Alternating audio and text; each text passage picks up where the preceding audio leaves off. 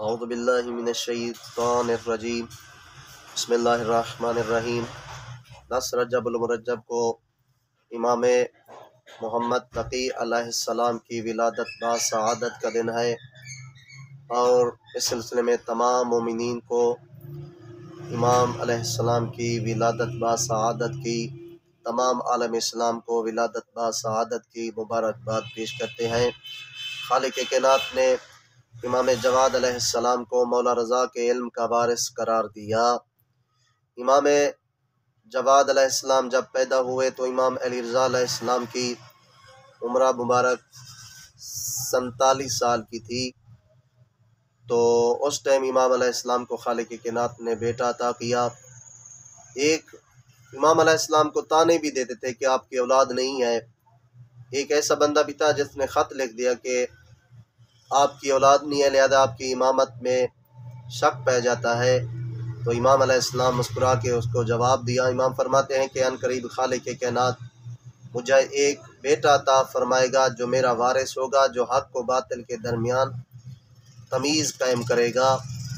امام علیہ السلام کی والدہ ماجدہ کا نام خضراء بھی ہے، ریحانہ بھی ہے، صدیقہ بھی خاتون پایا جاتا ہے۔ امام علیہ السلام جواد علیہ السلام کی امام علیہ السلام کے چند القاب بھی ہیں۔ امام علیہ السلام کی کنیت ابو جعفر ثانی ہے۔ امام علیہ السلام کے جو لقب ہیں وہ امام علیہ السلام کا پہلا لقب کانے ہے، نجیب ہے، اور تقی ہے، اور جواد ہے۔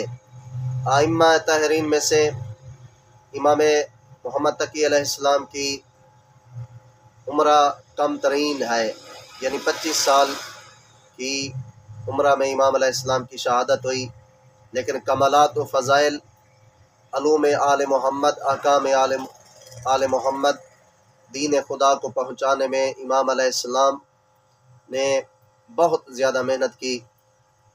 یعنی ایک دن میں امام علیہ السلام 30 ہزار سوالوں کے جوابات بھی امام علیہ السلام دیا کرتے تھے۔ امام علیہ السلام کا ایک بچپن کا واقعہ ہے کہ مامون الرشید شکار کرنے جا رہے تھے۔ ایک کوچے میں ایک چوک پہ بچے کھیل رہے تھے۔ امام تقی علیہ السلام کا بچپن تھا، امام علیہ السلام بچوں کو دیکھ رہے تھے، یعنی وہ کھیلنے میں مصروف تھے، تو امام علیہ السلام کی ایسی تربیت نہیں تھی۔ امام بچوں کو دیکھ رہے تھے۔ جب بادشاہ اور اس کی فوج کو دیکھا تو بچے ڈر کے مارے بھاگ گئے۔ امام علیہ السلام اپنی جگہ پر موجود رہے۔ جب بادشاہ نزدیک آیا، سلام کیا، امام نے سلام کا جواب دیا۔ پوچھا کہ اور بچے بھاگ گئے ہیں، آپ کیوں نہیں بھاگے؟ امام علیہ السلام نے بچپن میں خوبصورت جواب دیا، کہا کہ آپ کا راستہ تنگ نہیں تھا کہ میں راستہ چھوڑ دیتا، بھاگ جاتا، اور میں یہ سمجھتا ہوں کہ بادشاہ بغیر جرم کے سزا بھی نہیں دیتا، اس لیے میں کہیں نہیں گیا۔ بادشاہ آگے چلے گئے شکار سے واپس آئے، پھر بھی بچے کھیل رہے تھے، اور سب بچے جب فوج اور اس کو بادشاہ کو دیکھا تو بھاگ گئے۔ امام علیہ السلام اپنی جگہ پر موجود رہے۔ تب آ کر اس نے سلام کیا، اور امام محمد تقی علیہ السلام کا امتحان اس نے لینا شروع کیا۔ کہا کہ آپ یہ بتائیں کہ میرے ہاتھ میں کیا ہے؟ امام علیہ السلام مسکرا کے فرمایا کہ خالق کائنات نے زمین و آسمان کو بنایا ہوا ہے۔